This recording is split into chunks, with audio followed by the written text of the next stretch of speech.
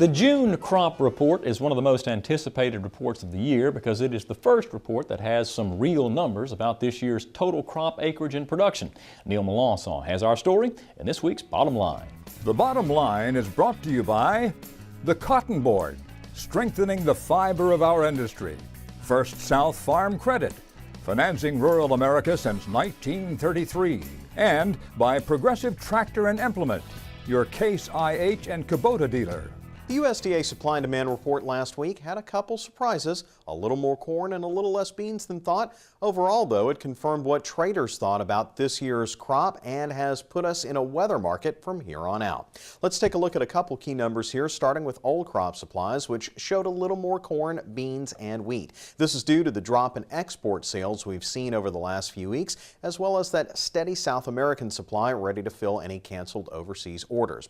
As for the new crop, there's the big jump in corn that surprised some traders, as well as a slight dip in beans that's due in part to the weather delays from bean planting from the Midwest's late spring and rainy weather.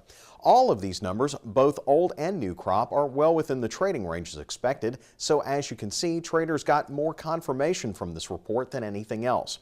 The bottom line is, barring major weather disasters between now and harvest, the crop will likely turn out as expected and more like normal years of looser supplies. What this means for row crop farmers, they'll have to rely on volume to make up for the drop in bushel price that we're seeing this fall. This comes at a time when, as you heard from Avery earlier, the Farm Bill is knocking out the traditional support systems entirely, relying only on crop insurance. For livestock producers and you at home as consumers, this is good news, as livestock will have a cheap and abundant supply of feed grains to begin rebuilding the national livestock herd. While this won't play out in the markets for a couple of years at least, in the long run it will be good for beef prices. For consumers, we'll benefit from cheaper prices, Mike, although we won't see that until the end of the year at the earliest. And I know, as we saw in Kristen's story, despite those rains that happened earlier in the spring, a lot of Louisiana farmers and their crops are looking pretty good right now. Neil Melancon, thanks.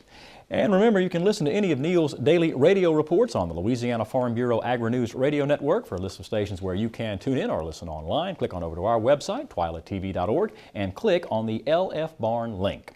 That does it for this edition of This Week in Louisiana Agriculture. Be sure to join us next week when I'll take you down to Cocodrie for the annual Louisiana Farm Bureau Fishing Rodeo. Lots of fun for a great cause. Until then, you can watch any of our stories from past episodes or this week's show.